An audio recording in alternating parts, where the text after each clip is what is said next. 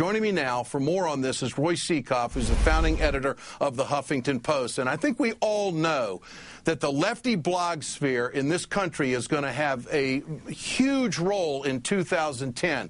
Roy, how should we respond as citizens when we see the right-wingers in this country coming out and politicizing safety, politicizing all the garbage that we've seen in the last week? What do you think, Roy?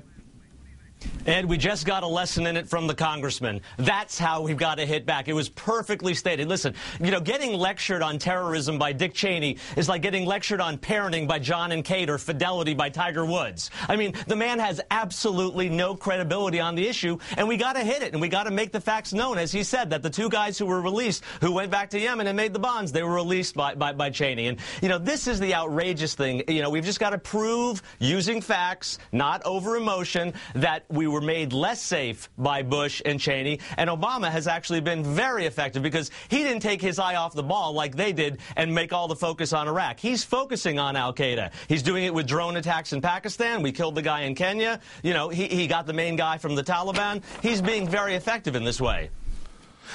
Let me ask you, Roy, do you think that the White House should talk about Janet Napolitano's first comment and then a follow-up comment on about how this whole thing was handled? Let's play it and get your response to this. Yeah. Here it is. Yeah. One thing I'd like to point out is that the system worked. Everybody played an important role here. The passengers and crew of the flight took appropriate action. Our system did not work in this instance. No one is happy or satisfied with that. An extensive review is underway. Now, Roy, the point in all of this is that anytime there's a secretary of any department in the administration that speaks and then does, turns the corner and goes in a different direction, obviously there's going to be room for criticism. Do you think that she should come up and testify? Has it gotten to that point? And do you think that maybe she might not be the right person for the job? What do you think?